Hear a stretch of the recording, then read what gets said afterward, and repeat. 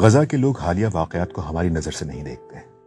فلسطینیوں اور ہماری سوچ میں زمین آسمان کا فرق ہے۔ وہ موت کو نقصان نہیں سمجھتے بلکہ شہادت کو ایک اعزاز سمجھتے ہیں۔ وہ کہتے ہیں ہم مردوں کو نہیں بلکہ شہداء کو دفناتے ہیں۔ فلسطینی اسے تدفین شہداء کہتے ہیں۔ انہوں نے شہیدوں کے ساتھ جینا سیکھ لیا اور اپنے ساتھ ان کی موجودگی کو وہ محسوس کرتے ہیں۔ اس احساس کو سمجھنے کے لیے میں آپ کو ایک 17 سالہ فلسطینی طالبہ دانیہ ارشاد کا واقعہ سناتا ہوں۔ وہ ایک روز اسکول سے چھٹی کے بعد گھر جا رہی تھی۔ وہ باحجاب تھی اور بڑے باعصمت اور باوقار انداز میں چلتی جا رہی تھی، لیکن رستے میں اسرائیلی فوجی نے اسے بلا وجہ روک لیا۔ انہیں دانیہ کا باوقار اور معزز انداز ایک آنکھ نہ بھایا۔ وہ اس سے پوچھ تاچھ کرنے لگے، لیکن ہماری فلسطینی بیٹی بالکل نہ گھبرائی اور بہادری اور جرأت مندی کے ساتھ ان کے ہر سوال کا جواب دیا۔ دانیہ کی بے خوفی اور بہادری سے اسرائیلی مزید غصے میں آ گئے اور سرے عام اس نہتی لڑکی کو سر میں گولیاں مار کر شہید کر دیا۔ دانیہ کے پاکیزہ لہو سے فلسطینی سرزمین سرخ ہو گئی۔ وہ ہائی اسکول کی طالبہ تھی۔ دانیہ کے گھر والوں نے صبر کے ساتھ اس کی تدفین کی، لیکن اس کی شہادت کی ویڈیو سوشل میڈیا پر وائرل ہو گئی۔ ایک 20 سالہ فلسطینی لڑکے رائز نے سوشل میڈیا پر دانیہ کی تصویر پر رلا دینے والا کامنٹ کیا۔ اگر یہ آپ کی اپنی بیٹی یا بہن کا جنازہ ہوتا تو آپ کیا محسوس کرتے؟ اس سوال نے مسلمانوں کے دلوں کو مزید جھنجھوڑ کر رکھ دیا اور ہر آنکھ اچپار ہو گئی۔ لیکن رائز نے بس کامنٹ پر ہی اکتفا نہ کیا، بلکہ دانیہ کو شہید کرنے والے قاتل اسرائیلی فوجی کو ڈھونڈ نکالا اور ایک دن چاقو کے وار کر کے اسے زخمی کر دیا۔ تاہم باقی اسرائیلی فوجیوں نے رائز کو موقع پر ہی گولیاں مار کر شہید کر دیا اور اس کے پاکیزہ لہو سے بھی ارض مقدس سرخ ہو گئی۔ اس کے گھر والوں نے اس کی تدفین کی۔ اس کے والد گھر میں تھے اور لوگ تعزیت کرنے آ رہے تھے۔ اتنے میں انہیں دانیہ کے والد بھی تعزیت کے لیے آتے دکھائی دیے۔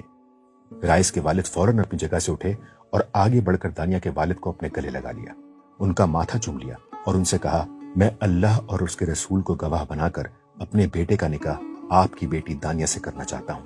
کیا آپ یہ رشتہ قبول کرتے ہیں؟ شہید لڑکی کے والد نے شہید لڑکے کے والد سے کہا، اللہ کے حکم اور رسول اللہ صلی اللہ علیہ وآلہ وسلم کی تعلیمات کی روشنی میں اپنی شہید بیٹی دانیہ کا نکاح آپ کے شہید بیٹے رائز سے کرتا ہوں۔ اللہ جنت الفردوس میں ان کا نکاح منعقد کرے اور ان دونوں پر برکت نازل فرمائے۔ یہ ماجرا دیکھ کر میں نے سوچا کہ میں نے بہت سے نکاح پڑھائے، لڑکیوں کے والدین سے نکاح کی اجازت لیتا دیکھا، لیکن ایسا رشتہ ہوتا پہلی بار دیکھا ہے۔ رائز کے والد بولے کہ جب اللہ نے یہ کہا ہے کہ شہید زندہ ہوتے ہیں تو کیوں نہ ہم اپنے شہید بچوں کی شادی کرتے ہیں۔ اسی لیے میں کہتا ہوں، غزہ کے لوگوں کا تصور آخرت، تصور جنت، شہادت ہماری سوچ سے بالکل مختلف ہے۔ فلسطینی کہتے ہیں کہ جب اللہ نے خود شہیدوں کو زندہ کہا ہے تو ہم انہیں مردہ کیوں سمجھیں؟ تو فلسطینیوں نے شہداء کے ساتھ جینا سیکھ لیا ہے۔ وہ مردوں کو نہیں بلکہ شہداء کو سپرد خاک کرتے ہیں۔ اس پہلو سے زندگی کو دیکھنا اور سمجھنا بہت ہی اہم ہے۔ روحانیت کہتے ہی اسے ہیں۔ میں اس سوچ کو اصل ایمان کہتا ہوں۔ سوچ کا یہی انداز تو آخرت کا صحیح تصور ہے۔ اگر ہم غزہ کے موجودہ حالات و واقعات کو آخرت کے نقطہ نظر سے دیکھیں، قرآنی اور روحانی تعلق سے سمجھنے کی کوشش کریں تو ہمیں سمجھ آئے گا اور ہم فلسطینی بھائیوں کو سمجھنے میں ناانصافی نہیں کریں گے۔ ہم حیران ہوتے ہیں کہ حماس نے کیا سوچ کر اسرائیل جیسی سپر پاور سے ٹکر لی۔ حماس کے اس حملے کو صرف فوجی طاقت یا سیاسی نقطہ نظر یا معاشی یا سماجی پہلو سے نہیں پرکھا جا سکتا۔ یہ معاملہ اخروی پہلو سے سمجھ آئے گا کہ ہم موت کو گلے نکالے جا رہے ہیں۔ فلسطین اور بیت المقدس سے مجھے یہ سکھایا ہے کہ ایک مسلمان کے طور پر جیتے کیسے ہیں اور مسلمان کے طور پر مرتے کیسے ہیں۔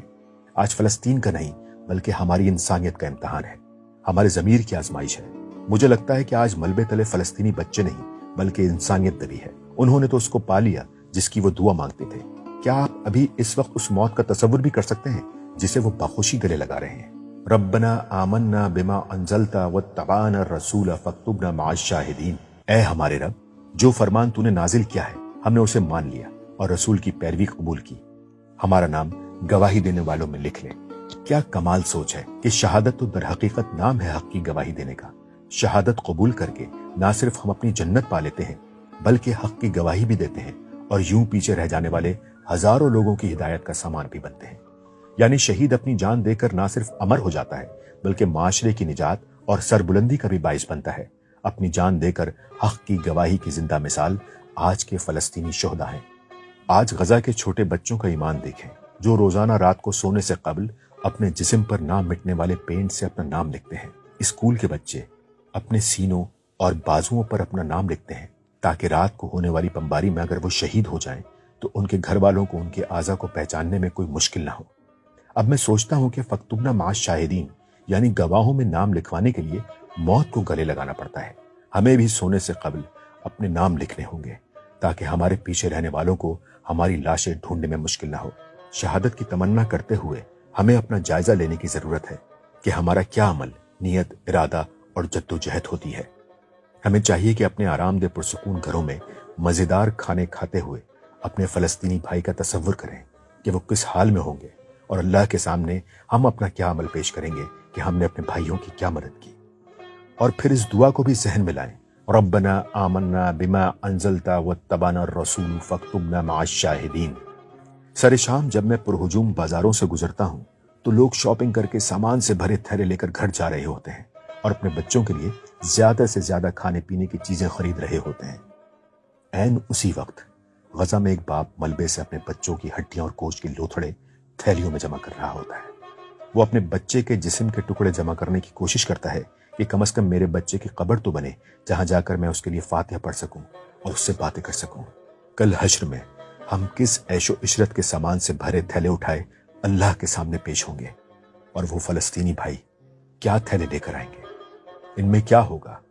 अल-कुद्स एक आईना है जो दुनिया को उसका हकीकी चेहरा दिखा रहा है और गजा एक लेबॉर्ट्री है जहां इंसानियत का टेस्ट हो रहा है। इस आईने में जब इंशाअल्लाह हम इस जाविये से अपना अक्स देखेंगे, हो सकता है वो हमारे लिए एक फैसला कुन मोड़ हो। वो हमें गुनाहों से सच्ची तौबा का नया मौका फराहम करे। मुझे यकीन है ये उम्मत बेदार होगी। मेरा ईमान है कि शुहदा की कुर्बानियां रायगा नहीं जाएंगी। हम नहीं बल्कि दुनिया में मौजूद ये जिंदा शुहदा इस उम्मत को जगाएंगे। अल्लाह हमें ऐसी हिदायत अता फरमाए कि हम नाम के नहीं बल्कि हकीकी मुसलमान बन जाएं। मुसलमान होना आसान है, लेकिन असल चीज तो मुसलमान की जिंदगी गुजारना है। मुसलमान की मौत मरना तो और ज्यादा मुश्किल है और अल्लाह की राह में शहीद होना सबसे मुश्किल काम है। लेकिन हम सबसे मुश्किल काम की आरजू करते हैं। इंशाअल्लाह हम अल्लाह से दुआ करते हैं कि शहादत की जिंदगी और शहादत की मौत अता फरमाए। हम में से ज्यादातर की यही ख्वाहिश है। अल्लाह हमें इस्लाम की दावत एहसन अंदाज में दूसरों तक पहुंचाने की तौफीक अता फरमाए। आमीन।